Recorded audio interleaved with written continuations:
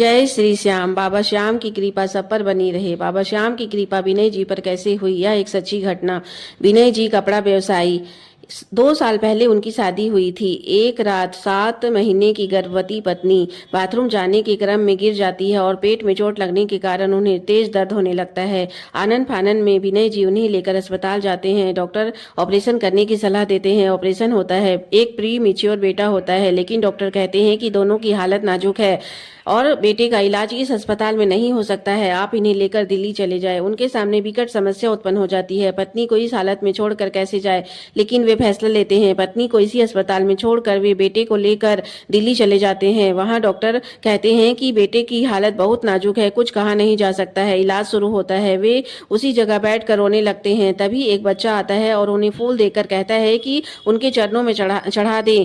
तब वे देखते हैं वहां एक तस्वीर लगी हुई होती है और वह बच्चा चला जाता है। डूबते को तिनके का सहारा। उनको कुछ समझ में नहीं आता है। वे उस फूल को ले जाकर उस फोटो के चरणों में चढ़ा देते हैं और वहीं बैठकर रोने लगते हैं और अपनी सारी समस्याओं को कहने लगते हैं, जैसे कि एक पुत्र अपने पिता को सारी समस्याएं बता रहा हो। थोड़ी देर के बाद नर्स आती है और कहती है कि आपके बेटे के स्वास्थ्य में सुधार होने लगा है। हमें तो यकीन ही नहीं हो रहा है कि यह कैसा चमत्कार है। हमने तो सारे प्रयास करने के बाद भी उम्मीद छोड़ दी थी, लेकिन यह एक चमत्कार ही हो सकता है कि आपके बेटे का सांस नॉर्मल तरीके से चल रहा है। तब वे विनय जी उस बच्चे को ढूंढने लगते हैं, लेकिन वह बच्चा नहीं मिलता है।